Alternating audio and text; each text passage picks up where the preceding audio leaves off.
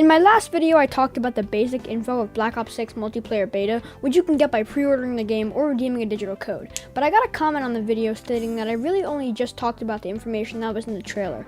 When I looked back on the video, I realized I was literally spoon-feeding you guys information that you already knew. In this video, we're going to be going over a lot more information. So get a snack, a drink, and pay attention because we're going to be going over all the things that you need to know about the Black Ops 6 multiplayer beta and more.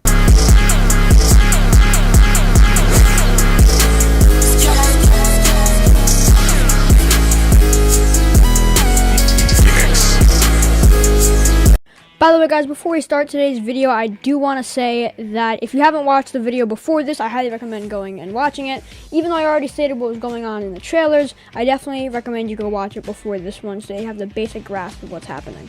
First, let's talk about weapon mods. If you are new to Call of Duty, weapon mods are different attachments to your gun that make it better or worse.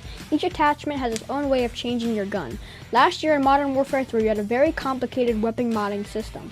This year, they made it a lot simpler. There were only a few categories to mod your weapon in, which makes it so much more simple and so much easier to do. Speaking of guns, along with the combat knife, these are all the weapons included in the Black Ops 6 multiplayer as of right now. Some of them you unlock by leveling up, and others you automatically unlock. The current meta, the Jackal PDW, is currently locked away and you have to level it up to get it, but that's okay. Once you get it, it's totally worth it. Something that Call of Duty fans have been waiting for, the classic prestige system is finally back, but as of right now, we can't really experience the prestige system because there's a level cap. All ranks will be available to grind on day one with the original prestige system. In an article from Gamerant, they stated that we should expect the campaign to be about 8 hours long. In previous titles, there are multiple endings to the game, so that definitely is something to look forward to. There are several different areas for shooting people in the beta. Wherever you hit them, they will play a death animation that corresponds with where you hit them. You can also customize your user interface however you want it. You can change the health bar to wherever you want, and it's not just the health bar, it's the entire UI.